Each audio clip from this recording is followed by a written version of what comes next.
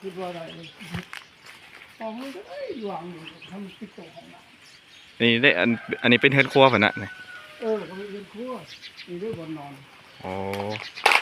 สบายดีนี่ก็ได้เจ้าคนนั้นมาให้ยังตีน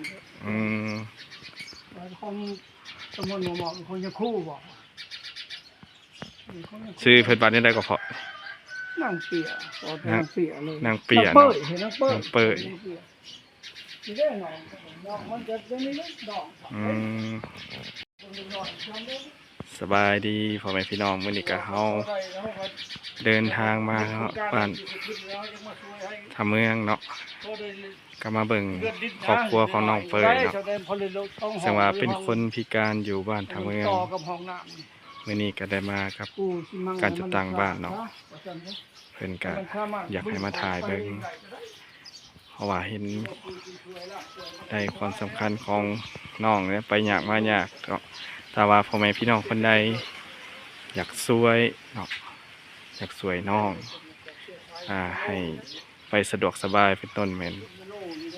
ห้องน้ำเนาะก็คือสภาพและก็สภาพเพื่อนซานของน้องก็คือพ่อแม่พี่น้องได้เห็นเนาะย้ำหนาวนี่ก็คือสีหนาวนี่เบิ่งฟ้านี่ก็บ่มีเพิ่นเป็นคนพิการมาเลยกินอยู่จากได้ใช่ไหมนะอ๋ออยู่น้ำกัน2 คนน่ะ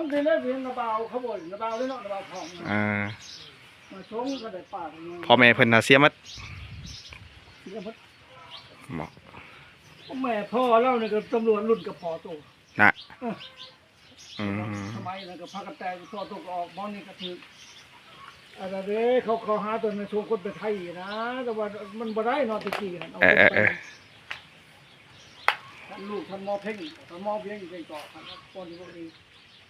ไปจะทำไมก็พร้อมกับตำรวจพร้อมกันเลยกับพ่อการไปกันมาบ่ยากบ่นี่เพิ่นนี่ไปมาบ่ยากบ่เพิ่นนี่เอาก็ยากแล้วครับบ่มีภูเขามันก็ต้องได้เผาย่างได้บ่บ่ได้เลยบ่ได้ลงก็ดีนะลงก็มันลงได้นะครับคนลงได้ดิอนามัยตัวเองอาบน้ำอาบในเด้ให้อาบให้ลุงอาบให้ลุงโอ้ถูกห้องนะมาเอาวันนั้นแล้วคนตัวเต่าเราทานชุมอยู่หันเราเขากินของอยู่บางเถื่อเรากันได้แล้วเราก็มาส่งให้แบบเท่านั้นก็เท่าคือกันเลยไม่ยักปันไหนเราคน8-7 ทิศหาจริงแล้วนั่นแหละเขาจะยืนกันนะ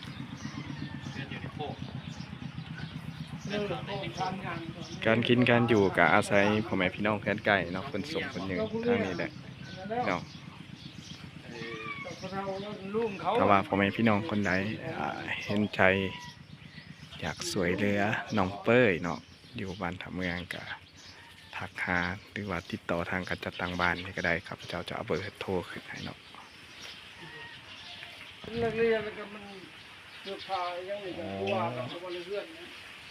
พอโฮมนี่ก็เพื่อนนอนผู้เดียวมาเนี่ยผู้เดียวแล้วเนี่ย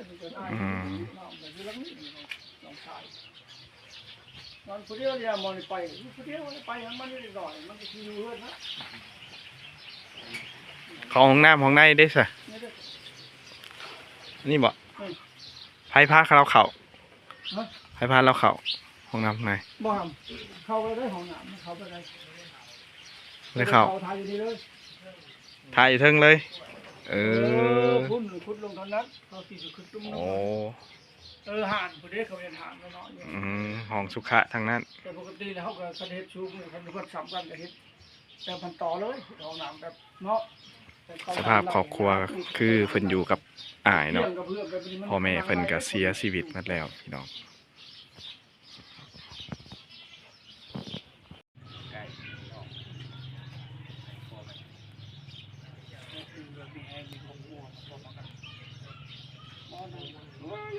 กลุ่มไปกลุ่มมันบ่พอละลายนี่นะให้ประกันของก็ได้ยุบของพวก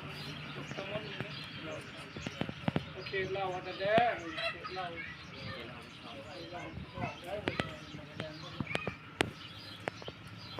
ลมได้บ่เจ้าจะว่าได้บ่บ่ได้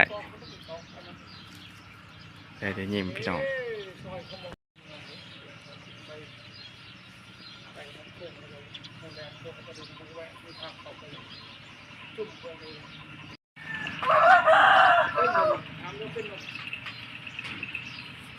เราเป็นบ่เราเป็นบ่ จับ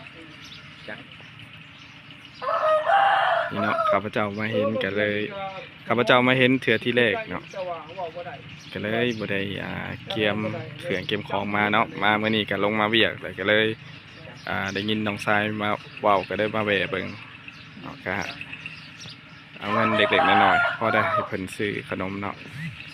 50,000พี่น้อง